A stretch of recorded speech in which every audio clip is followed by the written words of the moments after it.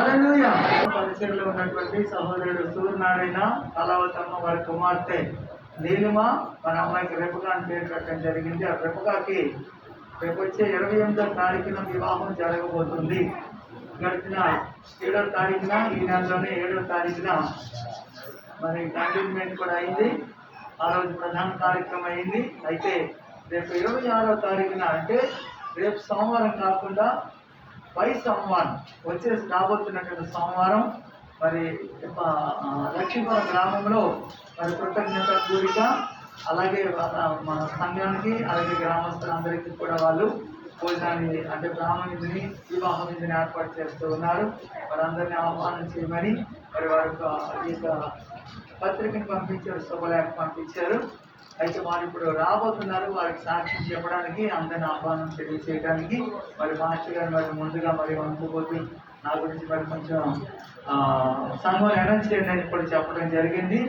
మరి ఇప్పుడు వాళ్ళు రాబోతున్నారు అంటే వాళ్ళ గురించి ప్రార్థన చేయండి. 28వ తారీఖున కుమ్మడం అంటారు కోణం, వైపిలి కోణంలో వివాహం జరగబోతుంది. ఆ వివాహ సమయం కూడా మధ్యాహ్నం 3 గంటల నుంచి స్టార్ట్ అవుతుంది. అదొక వ్యక్తిగా మరి ఎలా జరుగుతుందో ఏంటో మరి దేవుడు ఏ విధంగా కార్యం చేస్తారు. మరి ఆ రోజు ముఖ్య ప్రసంగికుడుగా మరి దేవునికి వాక్యాన్ని ప్రకటించడానికి చెప్పడానికి మరి నన్ను ఆ రోజు ఇందులో అనౌన్స్ చేయడం జరిగిందనమాట. దాని గురించి కూడా ప్రార్థన చేయండి. మరి కొంతమంది అక్కడ ఉన్నటువంటి వాళ్ళందరూ సత్యాన్ని వెంబడించినటువంటి వారు అయితే అంత కాదు, కానీ అసత్యమైనటువంటి ప్రజలు, అలాగని కొంతమంది ఎన్నికైన వారు ఉన్నారు, ఎన్నికలేని వారు కూడా ఉన్నారు. మరి ఎన్నికైన వారి మధ్య ఏం చెప్పాలో దేవుడు నడిపించాలని ప్రార్థన చేస్తూ ఉండండి. మరి 28వ తారీఖున కూడా మరి కృతజ్ఞత కూడిక, అది ఆ కార్యక్రమం కూడా మనం ఆలోచన చేయాలి. దాని గురించి ప్రభు సహాయం దయచేయాలని ప్రార్థన చేయండి. సరే, రేపటి దినాన మరి అది కూడా ప్రకటన చేస్తున్నాను. రేపటి దినాన మధుపాడు గ్రామంలో మధ్యాహ్నం 4 గంటల నుంచి సువార్త ప్రారంభం అవుతుంది. మరి సాయంత్రం 6 గంటలకి చిన్న కృతజ్ఞత కూడిక ఏర్పాటు చేశారు మన కేబీ ఆంటీ గారు. అక్కడ ఆ ఇంట్లో అక్కడ జరుగుతుంది. ఆ కూటానికి కూడా అందరూ సిద్ధపడి రండి సువార్తకి. మరి మంగళవారం దినాన ఎంగళాపల్లిలో సహోదరుడు సాధు గారిని మనకు సహవాసాన్ని పట్టుకు వస్తున్న పెద్ద సాధు గారు, సిస్టర్ సునీత పోయిన వారం ఇచ్చారు కదా, వారి ఇంట్లో వారి గ్రామంలో ఎంగళాపల్లిలో మంగళవారం సాయంకాలం సువార్త జరుగుతుంది. అక్కడ కూడా సాయంత్రం 5 గంటల నుంచి ప్రారంభమవుతుంది. తమ కార్యక్రమం గురించి కూడా ప్రార్థన చేయాలి. మరి బుధవారం ప్రార్థన మన సహోదరు మంగమ్మ తన భర్త మరి రాము జ్ఞాపకాలకు కూడిక అనమాట. బుధవారం సాయంకాలం అందరూ కూడా గమనించి దాన్ని ప్రార్థన చేసి అందరూ కూడా ఈ 3 రోజుల కార్యక్రమం గురించి ప్రార్థన చేస్తూ మీరందరూ కూడా సహకరించి సహాయం దయచేసి అలాగే అందరూ కూడా ఆ కార్యక్రమానికి అటెండ్ అవ్వాలి. ఎవరు మిస్ అవ్వడానికి వీల్లేదు. ఎవరికి అర్థం కాకపోతే మళ్ళీ అడిగి తెలుసుకోండి. నాకు అర్థం కాలేదని నేనేం అనుకోను. అడిగితే ఏమనుకుంటారేమో అని ఫీల్ అవ్వద్దు. మీరు అర్థం అవ్వలేదు బాబు నాకు మళ్ళీ చెప్పండి అంటే చెప్తాం. చేసి ఇరుగోను పొరుగును ఆ పక్క వాళ్ళు అడిగి తెలుసుకోండి.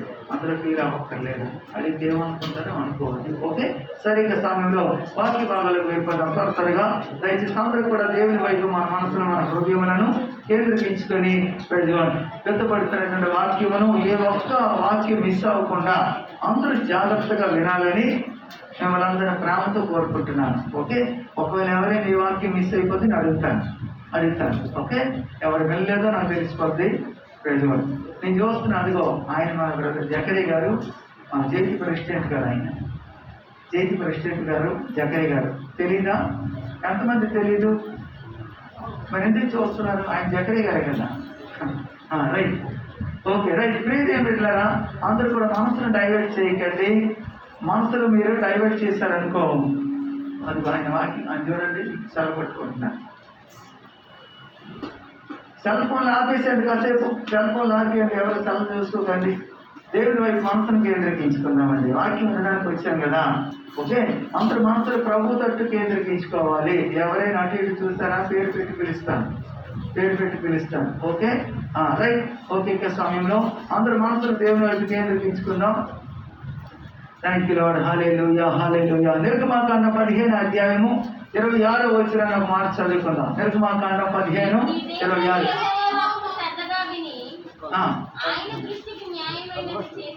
మీ దేవుడైన యెహోవా వాక్కును శ్రద్ధగా విని ఆయన దృష్టికి న్యాయమైనది చేసి ఆయన ఆజ్ఞలకు విధేయులై ఆయన కట్టడలన్నిటినీ అనుసరించి నడిచిన ఎడల నేను ఐగుప్తులకు కలుగు చేసిన రోగాలలో ఏది మీకు రానివ్వను, నిన్ను స్వస్థపరిచి యెహోవాను నేనే అనేను.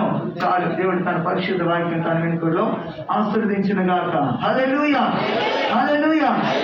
ఇదేం బిడ్డరా, ఈ మాట చాలా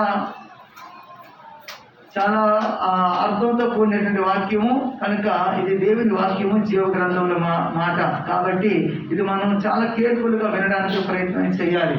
ఇందులో చాలా 3 భాగాలుగా మనం వివరించడానికి ఇందులో అవకాశం కలుగుతుంది. ఎన్నైనా భాగాలుగా వివరించవచ్చు, కానీ ముఖ్యంగా ఈరోజు 3 భాగాల గురించి మనం తెలుసుకుందాం. ప్రియమైన వాళ్ళారా, మొట్టమొదటి ఏం తెలియజేస్తున్నారంటే నీ దేవుడని యెహోవా వాక్కును శ్రద్ధగా విని అన్నారు. శ్రద్ధగా విని తర్వాత నెక్స్ట్ ఇంకోటి కూడా చేయాలంట. ఏం చేయాలని చెప్తున్నారు చదవండి. ఆయన దృష్టికి న్యాయమైనది చేయాలి, అది 2వ పార్ట్. తర్వాత 3వది ఏంటంటే ఆయన ఆజ్ఞలను ఆయన కట్టడలను అనుసరించి నడిచిన ఎడల. ఎప్పుడు ఈ 3 విషయాలు ఎప్పుడైతే మనం కలిగి ఉంటామో అప్పుడు ఏం జరుగుతుందంట, ఐగుప్తులకు కలుగు చేస్తున్న రోగాలలో ఏది మీకు రానివ్వను, నేను స్వస్థపరిచి యెహోవాను నేనే అన్నాడు. బిడ్డలారా, నీ దేవుడని యెహోవాను శ్రద్ధగా విని అన్నాడు. శ్రద్ధగా విన్నాం అనుకోండి, అందులో కొన్ని ఆశీర్వాదాలు వస్తాయి. ఎలాగంటే రోమిలకు రాసిన పత్రిక 10:17 ఏమంటున్నారు చదవండి. అదిగో అదే వినమంటున్నాను నేను, అందుకే అటు ఇటు మైండ్ డైవర్ట్ చేయకూడదు.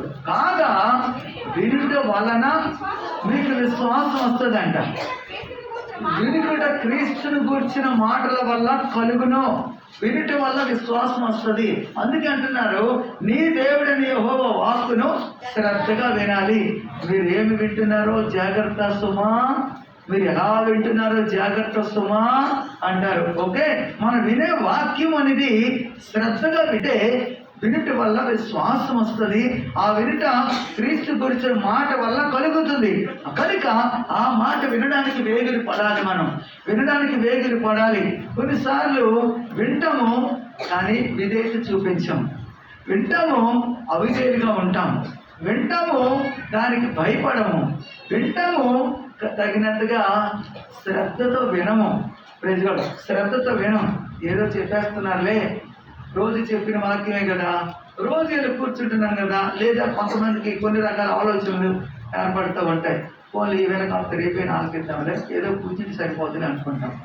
లేదా కొంతమంది శరీర బలహీనతలు కొన్నిసార్లు వాళ్ళు ఆగుతున్నప్పుడు నడువు లాగటమో, లేకపోతే నిద్ర రావటమో, లేకపోతే కొన్ని రకాల బలహీనతలు ఉండటం వల్ల వినడానికి మైండ్ పెట్టాం. ఇంకో రోజు నేను విందాలి, ఏదో కూర్చోకపోతే మాస్టర్ గారు అడుగుతారు కదా, అందుకని కూర్చుని పోదాలి అని కొన్ని సరిపెట్టేసుకుంటాం. ఓకే, ఈ విధంగా కొన్ని రకాలైనటువంటి మనం ఏం చేస్తామంటే సరిపుచ్చుకునేటువంటి వ్యవహారాలకు జారిపోతాం. ఆ రోజు వినవలసిన వాక్యాన్ని ఇంకొక రోజు పోస్ట్ పోన్ చేసుకుంటాం, ఇంకో రోజు వినాలనుకుంటాం, ఆ అవకాశం దొరకకపోవచ్చు. ఓకే, అందుకని నువ్వు ఎలా వింటున్నావంటే శ్రద్ధగా వినాలని వాక్యం తెలియజేయబడుతుంది. వినటం వల్ల నీకు విశ్వాసం వస్తుంది, వినకపోతే అవిశ్వాసం వస్తుంది. వినడానికి వేగులు పడాలి. ఎలా వింటున్నావు, ఏం వింటున్నావు, వినే దానిని బట్టి నీకు ఆ విశ్వాసం ఆధారపడుతూ ఉంటుంది. నువ్వు విని విధేయత చూపించిన దానిని బట్టి కూడా ఆధారపడి ఉంటుంది. అవిధేయత చూపించారనుకోండి, లేదా అవిశ్వాసంతో ఉన్నారనుకోండి, కొన్నిసార్లు కార్యాలు జరగవు. వారు అవిశ్వాసం చేత అంటే దేవుడు అంటే వారి జీవితాల్లో కార్యాలు చేయలేదంట. ఒకసారి చూడండి, మార్క్స్ వార్తకు వెళ్దాం. మార్క్స్ వార్త 6:5 చదవండి. మార్కు సువార్త 6:5 అందువలన కొద్దిమంది రోగుల మీద చేతులుంచి చూడండి అమ్మా. ఓకే, రావాలమ్మా, ఇటు వినండి. ఇలాగే చెప్పాను, పేరు పెట్టి వెళ్ళాల్సి వస్తుందండి. ఓకే, ఇక్కడ ఏమంటున్నారంటే అందువలన కొద్ది మంది రోగుల మీద చేతులుంచి వారిని స్వస్థపరచడం తప్ప మరి ఏ అద్భుతము ఆయన అక్కడ చేయజాలకుండెను. అదిగోండి, ఆయన వారి అవిశ్వాసములకు ఆశ్చర్యపడ్డారంట. హల్లెలూయా! దేవుడు ఆశ్చర్యం కలిగించేసింది వారి అవిశ్వాసం. విజయమ్మ, వారి అవిశ్వాసం అంటే ఆశ్చర్యం కలిగించేసిందంట. చూసారా, కొన్నిసార్లు వారి అవిశ్వాసం కారణాన్ని బట్టి దేవుడు కూడా ఆశ్చర్యపోయే పరిస్థితి ఏర్పడుతుంది. అంటే దాని అర్థం ఏంటి? ఎందుకని ఆశ్చర్యపోయారు? ఇంకొక ఆశ్చర్యపోయే సంఘటన మీకు చూపిస్తాను బైబిల్లో. త్వరగా మత్తయి సువార్తకి వెళ్ళిపోదాం. 8వ అధ్యాయం రెడీ. మత్తయి సువార్త 8వ అధ్యాయము 5వ వచనం నుంచి మనం చదివితే, ఆయన కపెర్నహూములో ప్రవేశించినప్పుడు, జాగ్రత్తగా వినాలి ఈ మాట, శతాధిపతి ఒక ఆయన దగ్గరికి వచ్చాడంట. శతాధిపతి అంటే ఆయన ఆర్మీలో కమాండర్, ఆయన ఆర్మీలో మంచి హోదా కలిగినటువంటి శతాధిపతి, మిలిటరీలో ఉన్న వ్యక్తి అయినా రైట్. ఆయన దగ్గర అనేక మంది సైనికులు ఉన్నారు, ఆయన దగ్గర అనేక మంది పరిచారకులు ఉన్నారు, సైనికులు ఉన్నారు, ఎంతో మంది ఆయన చెప్పినట్టుగా చేసే వాళ్ళు ఉన్నారంట. ప్రభువా, ఇక్కడ చూడండి, నా దాసుడు పక్షవాయువుతో మిగుల బాధపడుచున్నాడు, ఇంటిలో పడి ఉన్నాడని చెప్పి ఆయనను వేడుకొనడానికి యేసు ప్రభు వారు నేను వచ్చి స్వస్థపరిచితునని ఆయనతో చెప్పగా, శతాధిపతి అన్నాడంట, అయ్యా, నీవు నా ఇంటిలోకి వచ్చుటకు నేను యోగ్యుడను కాను, పాత్రుడను కాను, మాట మాత్రమే సెలవిస్తే చాలు ప్రభువా, అప్పుడు నా దాసుడు స్వస్థపరచబడతాడు. నేను కూడా అధికారమునకు లోబడేవాడిని, నా చేతి కింద సైనికులు ఉన్నారు, నేను ఒకరిని వెళ్ళమంటే వెళ్తాడు, రమ్మంటే వస్తాడు, దాసుడు ఈ పని చేయవయ్యా అంటే ఆ పని చేస్తాడు. ఇక్కడ కూడా ఆశ్చర్యపోయాడంట. వెంట వచ్చుచున్న వారిని చూసి, ఇశ్రాయేలీయులలో ఎవరినైకైనను నేను ఇంత విశ్వాసం ఉన్నట్టు చూడలేదు. దేవుడు చెప్తున్న, యేసు ప్రభువు స్వయంగా తన నోటితో తను చెప్తున్న మాట ఇది.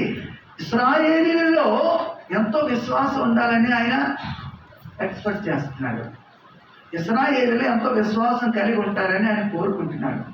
ఇశ్రాయేలీయులు ఎంత విశ్వాసంగా ఉండాలని ఆయన ఆశ కలిగి ఉన్నారు. కానీ ఇశ్రాయేలీయులు ఆ ఆలోచన, ఆయన ఆలోచించిన విధానానికి, ఆయన కోరుకున్నటువంటి విధానానికి, ఆయన ఊహించినటువంటి విశ్వాసానికి భిన్నంగా కనపడుతుందంట. అందుకనే దేవుడు వాళ్ళ గురించి ఆశ్చర్యపడ్డారు, వాళ్ళ అవిశ్వాసం గురించి ఆశ్చర్యపడ్డారు.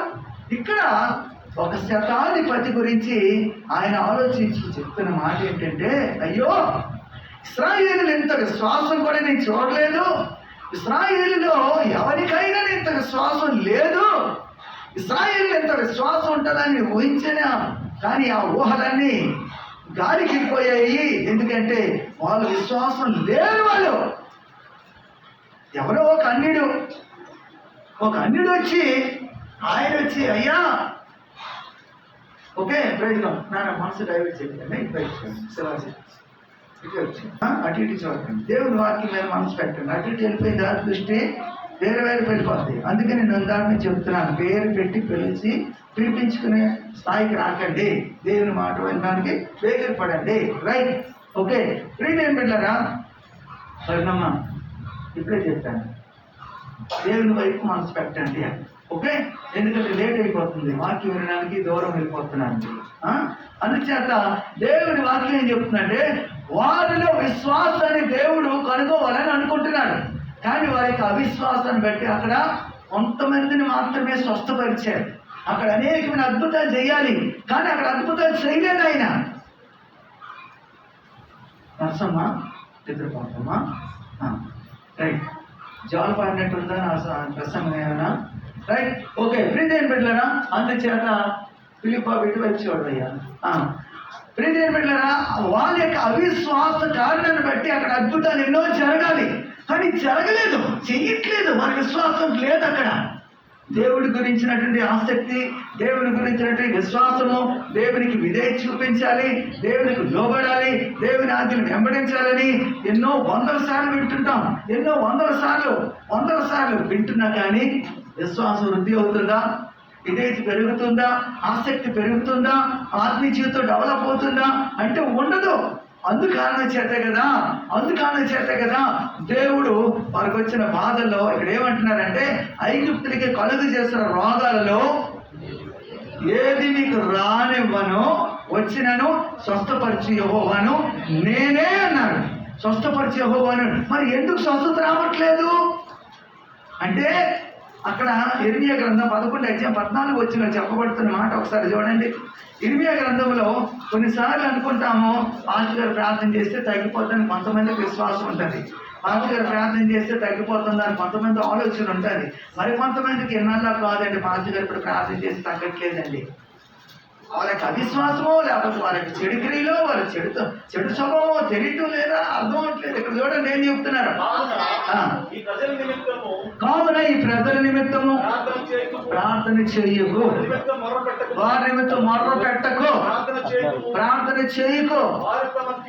అదిగో వారు తమ కీడుని బట్టి నాకు మొర్ర పెట్టినప్పుడు నేను వినను. యేసు చెప్తున్న మాట అది. వారి కీడుని బట్టి మొర్ర పెడుతున్నారు. నువ్వు చేయగా ప్రార్థన, నువ్వు చేస్తా నేను వినను అంటున్నాడు ఆయన. నువ్వు బతిమాలుకోవద్దు, వారి మీద ఉపవాసం కూడా ఉండొద్దు అని అంటారు. తెలుసా? ఒక మాట 14 రండి, ఇర్మియా గ్రంథంకి వెళ్ళిపోతుంది. ఇప్పుడు ఇర్మియా గ్రంథం 14 సందర్భాన్ని బట్టి కొన్ని విషయాలు మనం నేర్చుకుందాము. ప్రీతి బిడ్డలారా, చాలా సబ్జెక్ట్ చాలా పెద్దదే, టాపిక్ చాలా పెద్దదే.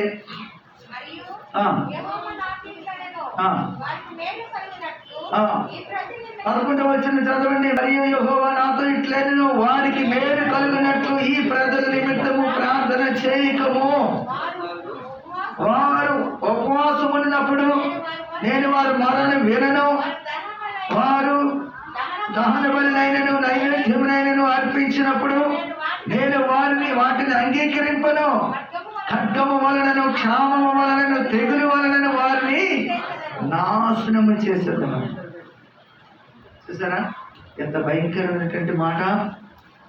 ఉపవాసం ఉన్నా కూడా విననంటున్నారే, వారి నిమిత్తం ప్రార్థన చేయకు, వారి మేలు కలగాలని ప్రార్థన చేయకు. చేసినా వినను. చేస్తున్నాం కొన్నిసార్లు ప్రార్థన. మరి ఆయన వినకపోతే ఏం చేయమంటారు? ఆయన వినకపోతే మమ్మల్ని ఏం చేయమంటారు? ప్రతివారు. అందుచేత దేవుడు ప్రతి ఒక్కరు ప్రార్థన వింటాడండి. ఎవడో యేసయ్యను వెంబడించినటువంటి వాడు వచ్చి యేసయ్య నామమున దెయ్యాలను కొడితే ఆడి మాట దేవుడు విని ఆడి మాటకు విధే చూపించేసే దేవుడు ఈ దెయ్యాలను కొట్టేస్తున్నాడే. మరి అంటప్పుడు దేవుని సేవలకు రేయి పగలు ఆయన సేవ చేసుకున్నట్టు మా మాట ఆయన వింటారు. కానీ కొన్నిసార్లు వినరు. ఎందుకు వినరు? వారికి కీడును బట్టి దేవుడు విండంట, వారి క్రియలు బట్టి దేవుడు విండంట, వాళ్ళలో ఉన్నట్టు అవిధేయతను బట్టి దేవుడు విండంట, వాళ్ళ నడవటం బట్టి దేవుడు కార్యాలు చేయడంట. అదే అంటున్నారు. వారు ఉపవాసం ఉన్నా నేను వినను, వారు ఉపవాసం ఉన్నా వినను. మరి ఏం చేయాలి? ఒక దినాన్ని చూడండి. ఆయన రాజుగారు ఏం చేశారు? 2వ రాజుల గ్రంథంకి వెళ్దాం. మేము 2వ రాజుల గ్రంథం తీయండి త్వరగా. 2వ రాజుల గ్రంథం 1వ అధ్యాయము 2వ వచనం చదివాం. అహజ్య సముద్రంలో ఉన్న మేడగది కిటికీల నుండి కింద పడి రోగి అయి మీరు వ్యక్తులను దేవతలకు పోయి ఈ వ్యాధి పోగొట్టుకొని నేను స్వస్థపడుదునో లేదో విచారించడని దూతను పంపాడంట. యెహోవా దూత కిష్కుడైన ఎలియా దగ్గరకు వచ్చి దూతలను ఎదుర్కొని వెళ్ళి ఇశ్రాయేలు వారిలో దేవుడున్నాడని దేవుడు అన్నవాడు దేవుడు అనుకొని ఎగ్రోని దేవత అయినా బయలుదేవులంత విచారం చేయడానికి కూర్చున్నావా? యెహోవా సెలవిచ్చింది ఏమనగా, నీవెక్కిన మంచం నుంచి దిగి రాకుండా నిశ్చయముగా మరణం అవుతావు. చూసారా? ఆ వెంటనే ఆ దూతలు వెళ్ళిపోయి ఆయన దగ్గర రాజు దగ్గరికి వెళ్ళిపోయి మనం చేసుకున్నారు, ఎంత వేరం వచ్చేసారు, ఇక్కడ దేవుని దగ్గరికి వెళ్ళారా, ఏం చెప్పారు నా గురించి, రోగం తగ్గుద్దన్నారా, స్వస్థత వస్తుందన్నారా, ఏం చెప్పారని అడిగితే, అయ్యా లేదు ఒక ఆయన గొంగలు కప్పుకొని వచ్చి మాకు ఎదురుపడేలా చెప్పారు, నువ్వు ఎక్కిన మాసం దిగి రావంట, ఎందుకంటే ఇశ్రాయేలులో దేవుడు అన్నాడంటే వాడు లేడు అనుకుని నువ్వు ఎక్కిన దేవతలకి వెళ్తావా విచారణ చేయడానికి, నువ్వు ఎక్కిన మాసం దిగి రావని చెప్పారు, ఈ విషయం చెప్పమని మాకు వర్తమానం తెలియజేస్తారు, అందుకే మాకు చెప్పడానికి వచ్చామంటే వెంటనే ఆయన ఎలా ఉంటారు, ఏంటంటే గొంగలు కప్పుకొని ఉంటాడు, ఆహా ఆయన అది తీసుకొని వచ్చేసానని చెప్పి పంపించాడంట. అలాంటప్పుడు ఆయన దగ్గరికి రాకుండానే వాళ్ళు చాలా స్నాస్ అవుతారు. తర్వాత 17వ వచనం దగ్గరికి వచ్చేసరికి ఏలియా ద్వారా అతడు చనిపోయాడంట.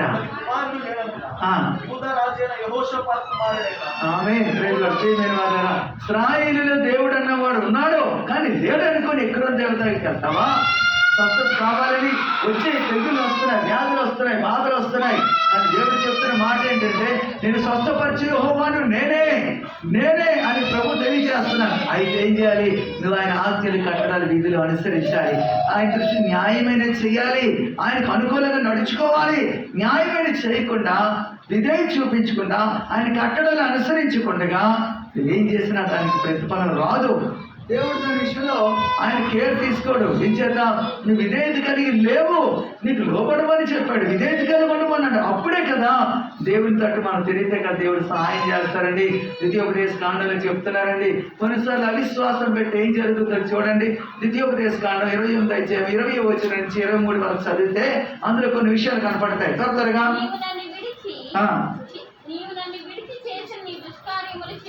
దేవుని విడిచి 20వ వచనం నుంచి చదువుతున్నాం. 28వ అధ్యాయం 28వ వచనం 20వ వచనం, దేవుని విడిచి చేసిన దుష్కార్యముల చేత హతము చేయబడి నీవు చేసే ప్రతి కార్యములలో కూడా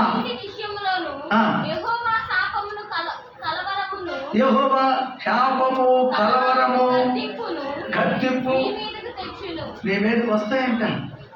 ఖండించేమా, నీవు ఏ దేశానికైతే వెళ్ళాలనుకున్నా దేశంలో ఉండకుండా యెహోవా తెగులు వెంటాడుతూనే ఉంటుందంట. చూసారా, యెహోవా చేయి రోగము చేత, జ్వరము చేత, మంట చేత, మహాతాపము చేత, ఖడ్గము చేత, కాటుక చేత, కంకి చేత, బూజు చేత కొట్టబడతావంట. బూజు వెంటాడుతుంది, కంకి వెంటాడుతుందంట. ఓకే, కంకి అంటే ఏంటి అనుకున్నారు, మొండ్ల తుప్పలు. నువ్వు వేస్తావు పంట, ఆ పంట మీద రాదు. ఓకే, బూజు పట్టేయడమే, ఇది కూడా తప్పే. ప్రియమైన వాళ్ళరా, ఆ తర్వాత కింద చదివితే ఆకాశం అంతా ఇనుమైపోయి, ఆకాశం ఎత్తడైపోయి భూమి అంతా ఏమైపోద్దంట. అది కిందకి అలా మనం కంటిన్యూ చేస్తుంటే అప్పటి నుంచి అలా కింద చదివే కొద్దీ భయంకరమైనటువంటి విషయాలు కనపడతా ఉంటాయి. ధూళంతా నీరంతా ధూళైపోతా ఉంటుంది. ఇంకా నీరు ధూళైపోతే ఇంకెక్కడ ఉంది పంట పండుద్ది. 24 నుంచి చదవము ఒకసారి. చూసారా, ధూళిగా బుగ్గిగా చేయబడతావంట, నశించే వరకు. చూసారా, నశించే వరకు కూడా ప్రియదేవి పెట్టారు. ఇవన్నీ కూడా దేవుని మాట వినకపోవటం వల్ల, దేవుని మాటకి అవిధేయత చూపించటం వలన వచ్చినవి. లేవియాకాండం 26 అధ్యాయం వెళ్ళిపోతారండి. లేవియాకాండం 26 అధ్యాయం తీయండి ఒకసారి. 24 నుంచి చదవమ్మా. లేవియాకాండం 26 అధ్యాయము ముందు 14 నుంచి 17 వరకు చదవండి. ముందు, మీరు నా మాట వినక నా ఆజ్ఞలు అనుసరింపక నా కట్టడలు నిరాకరించిన ఎడల. దేవుడు ఏం చెప్తాడు, నీ దేవుడని యెహోవాకు శ్రద్ధగా విని ఆయన కట్టడలు అనుసరించి నడిచిన ఎడల అని అన్నారు. మన కట్టడాలు నిరాకరించితే ఏం జరుగుతుంది, కిందకి చదవండి. నా ఆజ్ఞను అనుసరింపక నా నిబంధనను మీరినట్టు మీరు నా తీర్పుల విషయమై అసహించుకొని ఎడలా. ఆయన ఏం చేస్తాడు తెలుసా, ఆయన తీర్పు భయం వేయట్లేదా, ఆయన తీర్పు తీరుస్తున్నప్పుడు లేదా ఆయన చెప్పినప్పుడు గర్దించినప్పుడు మనకు భయం అనిపించట్లేదా? కొన్నిసార్లు సాహసించి అదే చెప్తారు లేదు, అలాగే ఫోన్ చేసుకుంటారు లేదు ఫోన్ చేసుకొని సింపుల్గా ఛార్జింగ్ లేదండి చెప్పేస్తాను, లేదా ఫోన్ ఇంకొకరి ఉండిపోయిందండి చెప్పేస్తాను, లేదా ఛార్జింగ్ లేదండి అయిపోయిందండి, ఫోన్ ఎత్తితే ఏదో అయిపోద్దని ఫోన్ ఎత్తలేదని చెప్పేస్తాను. ఇది మన తాలూకు ఆలోచనలు.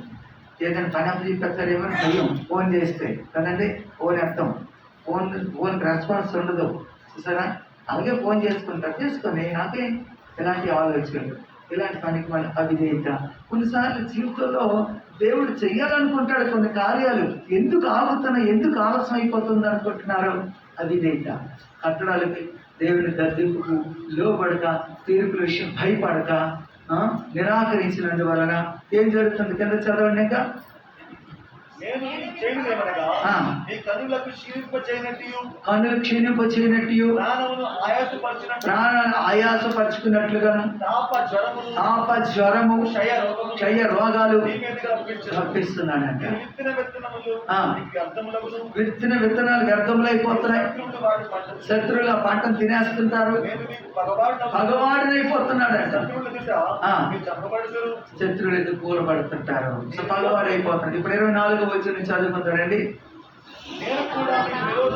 నేను కూడా మీకు విరోధంగా నడుచుకుంటాను. పాపాన్ని బట్టి ఎన్నింతలు అంట? 7 1+7 7 అంట. నీ మీదకి ఖడ్గం వస్తుంది. అది నా నిబంధన విషయమై ప్రతిదండన చేయదు. ప్రతిదండన నిబంధన విషయమై, దేవుని ధర్మశాస్త్ర విషయమై ప్రతిదండన చేస్తారు. ధర్మశాస్త్రం మీరిపోతున్నాగా, ఉల్లంఘిస్తున్నాగా, ధర్మశాస్త్రం గురించినటువంటి లెక్క అప్పగించుకోవడానికంటే ప్రతిదండన చేయబడుతుందంట. మీరు పట్టణంలో కూడి ఉండగా, మీరు పట్టణాలు కూడి ఉండగా మీ మధ్యకు తెగులు రప్పిస్తాను, శత్రువుల చేతికి అప్పగింపబడతావు. నేను మీ ఆహారమును అనగా మీ ప్రాణాధారము కలిగజేసే ఆహారము తీసివేసిన తర్వాత 10 మంది స్త్రీలు ఒక్క పొయ్యిలోనే ఆహారం వండి తూనిక చొప్పున మీ ఆహారం మరలా మీకు అమ్ముతారంట. తింటావు కానీ తృప్తి కలగదు. నీ ఆహారం మళ్ళీ నువ్వే కొనుక్కుంటావు. ఇప్పుడు చూడండి, పాలు అమ్ముతున్నాం, మన దగ్గర పాలే తీసుకెళ్ళి పాలకి వేసేస్తున్నాం, పాలు క్యామెరాకి వేసేస్తున్నాం. మన దగ్గర పాలే శ్రేష్టమైన పాలు పట్టుకెళ్ళి వేస్తున్నాం. ఆవు పాలేమో 20-30 పట్టులో కొనుక్కుంటారు, మన దగ్గర కొనుక్కున్నారు. తిరిగి మళ్ళీ మనం కొనుక్కుంటాం 45 రూపాయలకు 40 రూపాయలకు కొనుక్కుంటాం. ఎక్కడ అందులో ఏంటి మిక్స్ అయ్యేస్తుంది? ప్యూర్ పాలు కాదు, పౌడర్ కలిసి వస్తుంది, పౌడర్ కలిపి వస్తుంది. ఓకే, పాలేదు శ్రేష్టమైన పాలు వేస్తావు కేంద్రానికి, కానీ అటు నుంచి ప్యాకెట్ నువ్వు కొనుక్కుంటావు. అందులో 40% అందులో రాస్తారు, అంతే తప్పు లేదు. దాని మీద మీరు చదువుకోండి. 40% ఫ్యాట్ ఉంటుంది అంటారు, 20% ఇంకేదో ఉంటుంది అంటారు, ఇంకేదో 10% ఇలా ఇవన్నీ లిస్ట్ అంతా తయారు చేసి మొత్తానికి అంత లిస్ట్ తయారు చేస్తారు. నీ దగ్గర కొన్ని 30-25 కొంటారు, నీకు అమ్మేది 45 రూపాయలకు అమ్ముతారు. అది కూడా శ్రేష్టమనేవి కాదు. అలాగే స్త్రీలంట కొని మీ దగ్గర కొని మళ్ళీ మీకే అమ్ముతారంట. తింటావు, తృప్తి కలగదు. ఇవన్నీ దేనివల్ల నీకు ఎగ్జాంపుల్ చెప్పాను. ఇక్కడ పాలు గురించి చెప్పాను కదా అని చెప్పి మళ్ళా ఉద్దేశించి చెప్పలేదు. ఎగ్జాంపుల్ మీకు అర్థం అవుతుందని, ఈ వాక్యం మీకు అర్థం అవ్వాలని ఆ విధంగా ఉదాహరణ తీసుకున్నాను తప్ప పాలు ఉద్దేశించి నేను చెప్పలేదు. కొన్నిసార్లు పాలు గురించి చెప్పారు, మా పాలు దొరికాయా పాలు గారికి అనుకోకండి. ఓకే, మీ పాలు గురించి అర్థం అవ్వాలని ఎగ్జాంపుల్ తీసుకున్నాను అంతే. Right, okay. మిట్లారా, ఈ విధంగా దేవుడు కొన్ని సందర్భాల్లో వారి యొక్క అవిధేయత లేదా వారి యొక్క తిరుగుబాటు, వారి యొక్క అవిశ్వాసము, వారి యొక్క తిరుగు వాక్యానికి అవిధేయతను కారణాన్ని బట్టి కొన్ని రకాలైనటువంటి స్వస్థతలు ఆగిపోతున్నాయి.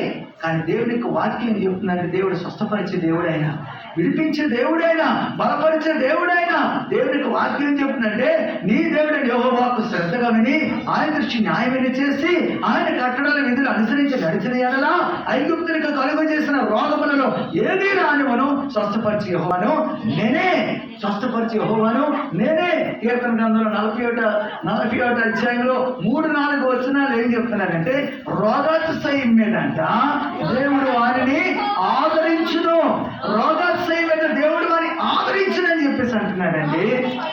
రోగము కలగగా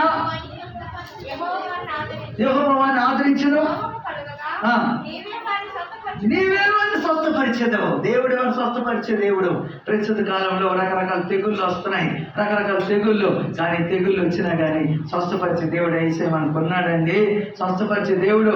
అందుకే అంటున్నాడండి 2వ దినవృత్తాంత గ్రంథంలో 7వ అధ్యాయంలో 13, 14, 15 వరకు మనం చదివినట్లయితే అందులో చూడండి, వాన కొనేటువంటి ఆకాశం మూయబడినప్పుడే కానీ దేశమును నాశనము చేయటకు మిడతలకు సెలవిచ్చినప్పుడే కానీ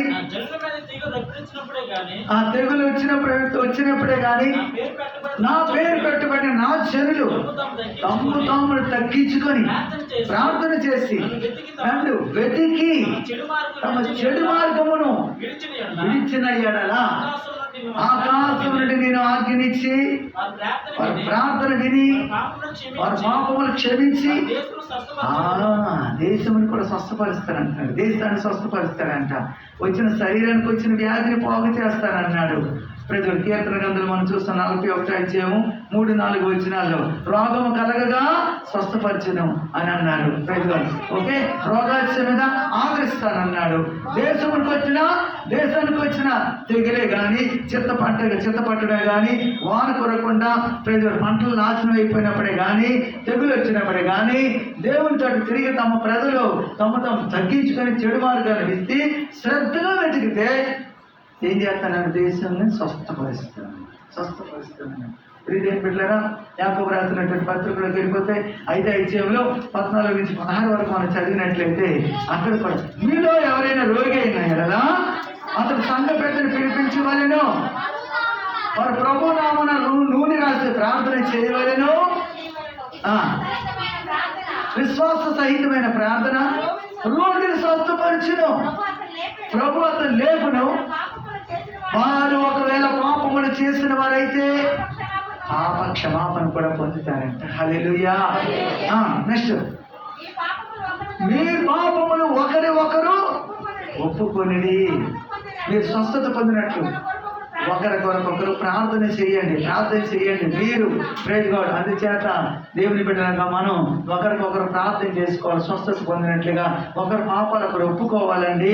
శతాధిపతి అడుగుతున్న మాట ఏంటంటే, ఎందుకు యేసుప్రభు ఆశ్చర్యపోయారు తెలుసా? అయ్యా, నేను సహా అధికారానికి లోబడి వాడును అని తగ్గించుకున్నాడండి. మాట మాత్రమే సెలవియు ప్రభువా, నువ్వు వచ్చి నువ్వు బాధపడద్దు, మాట మాత్రమే సెలవి చాలు. నీవు నా ఇంట్లోకి వచ్చేటప్పుడు నేను యోగ్యుడిని కాను, పాత్రుని కాను. ఎంత తగ్గించుకుంటున్నాడండి శతాధిపతి. అంత గొప్పవాడయ్యండి కూడా, అంత అధికారం కలిగిన వ్యక్తి కూడా తగ్గించుకుంటే ఈరోజు కనీసం మనకి ఏమీ లేకపోయినా తగ్గింపు స్వభావం రాదండి. నా ప్రజలు తమ తగ్గించుకొని చెడు మార్గాన్ని విడిచి ప్రార్థన చేస్తే దేశమును స్వస్థపరుస్తానంటున్నాడే. తగ్గింపుకు ప్రార్థన చేసుకొని విధేయత ఉండాలండి. విధేయత. ఓకే, ఒకనాడు గుడ్డివాడితో చెప్పాడు దేవుడు, బురద చేసేసి కళ్ళుకి బురద రాసేసి మనకి యోహాను సువార్త 9:7 వచ్చిన చదివితే అక్కడ కనబడుతుంది. సిలోహము అనేటువంటి కోనేటికి వెళ్ళి కడుక్కోవయ్యా అంటే అక్కడికి వెళ్ళి సిలోహము అనే మాటకు పంపబడిన వాడని అర్థము. ఓకే, పంపబడిన వాడని అర్థము. ఆ మాట ప్రకారం సిలోహము అనేటువంటి కోనేటికి వెళ్ళి అతనికి బురద రాసుకున్నటువంటి బురదను ఆయన వెళ్ళి అక్కడ కడుక్కోగా కళ్ళు తేటగా కనపడ్డాయంట.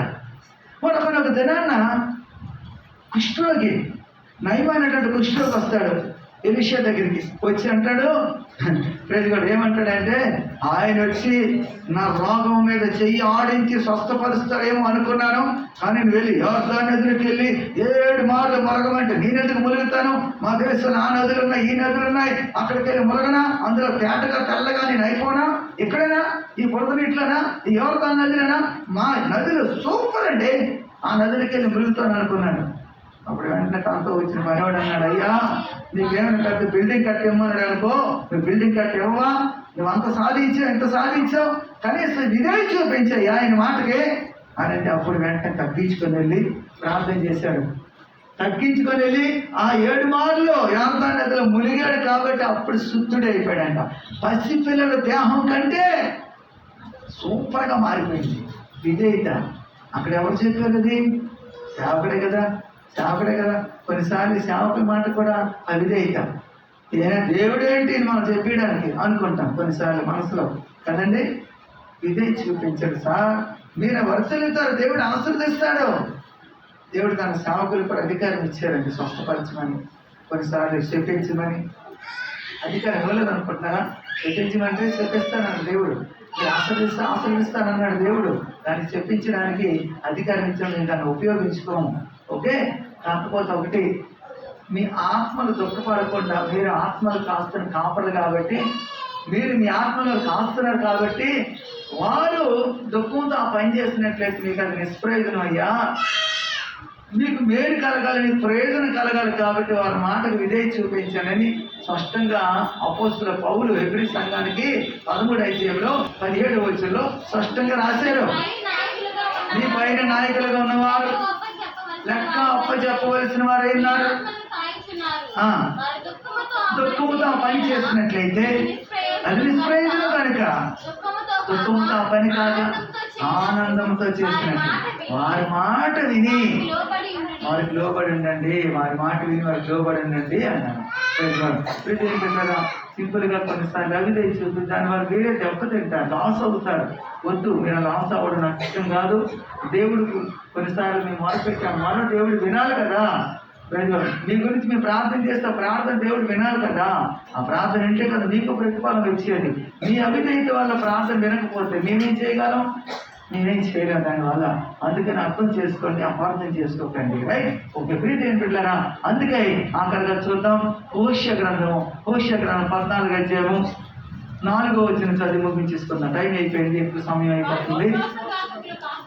వారు విశ్వాసఘాతకులు కాకుండా నేను వారిని గుణపరుస్తాను. చూసారా, విశ్వాసఘాతులు కాకూడదని కొన్నిసార్లు దేవుడు అంటే గుణపరుస్తూ ఉంటాడు, అంటే కొన్ని రకాల సమస్యలు పంపిస్తూ ఉంటాడు. కానీ దేవుడు మళ్ళీ ఆ గుణపడి దేవుడితో తిరిగామనుకోండి, దేవుడు అంటే మన విశ్వాసాన్ని బాగు చేస్తాడంట. కనిపించేదన్నమాట. మనస్ఫూర్తిగా నేను వారిని స్నేహిస్తాను.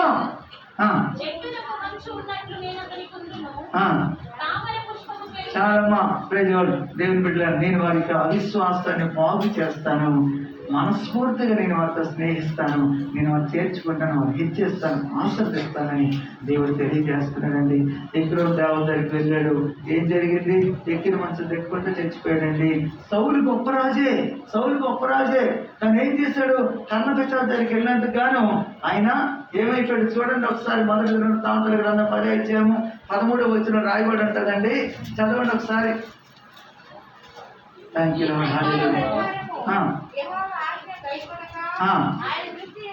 ఆయన దృష్టి ఎదుట యెహోవా ఆజ్ఞను గైకొనక, ఆయన దృష్టి ఎదుట ద్రోహం చేసినందున యెహోవా యొద్ద విచారణ చేయక కర్ణపిశాచి యొద్దకు వెళ్ళి విచారణ చేసినందున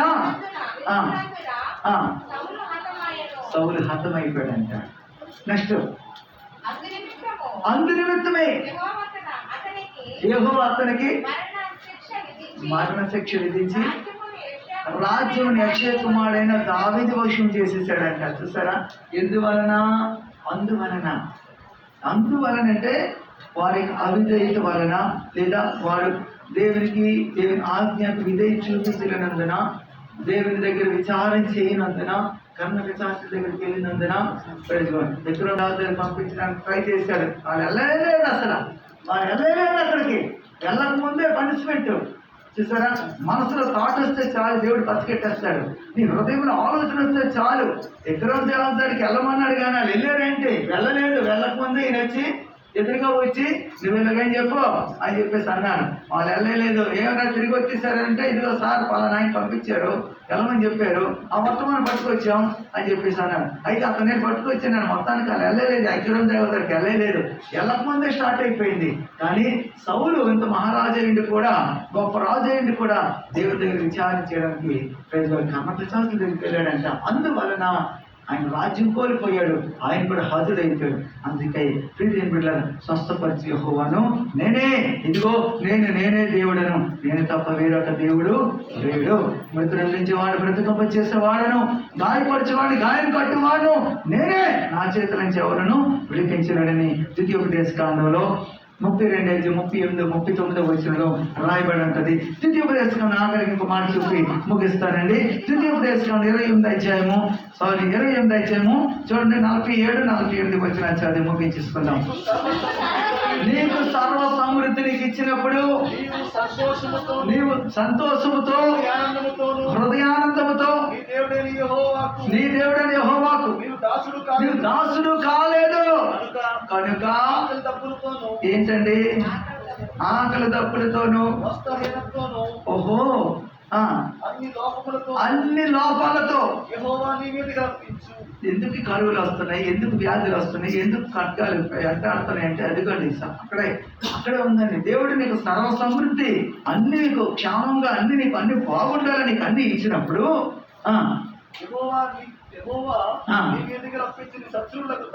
నీవు శత్రువులకు దాసుడు అయిపోతున్నావు.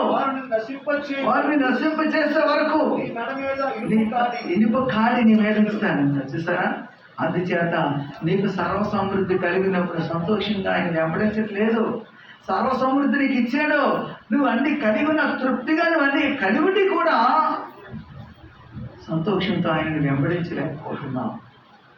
అందుకే ఏం కలుగుతుందంట, వస్త్రహీనతతో, ఆకలి దప్పులతో, కరువులతో, ఇవన్నిటితో దేవుడంట అన్ని లోపములతోనంట. అన్ని లోపాలంటే ఇంక్లూడ్ అన్నీ ఉంటాయి, అన్నీ అందులో యాడ్ అయిపోతాయి. అన్ని లోపములు అని చెప్పేసి అన్నారు. ఇంకెన్ని లోపాలు యాడ్ చేసుకున్నా నీ ఇష్టమే. అన్ని లోపాలంటే ఇంకన్నీ కలుపుకోవచ్చు అని అర్థం. అన్ని లోపములతో శత్రుడు ఎదుట, ఆ శత్రుడి మీద నెత్తి మీద అంటే ఇనపకాడి ఆడతాడంట. చూసారా? ఇదేం బిడ్డలారా? అందుచేత విధేయత కలిగి ఉంటే ఆశీర్వాదాల మీద ఆశీర్వాదాలండి, అవిధేయత కొంటే ఆశీర్వాదాలను పోయి దేవుడి పాపం వస్తుంది. కళ్ళు మూసుకుని అంత ప్రార్థన చేసుకుని దేవుడి కొద్ది మాట్లాడటానికి ఆస్వాదించిన కాక.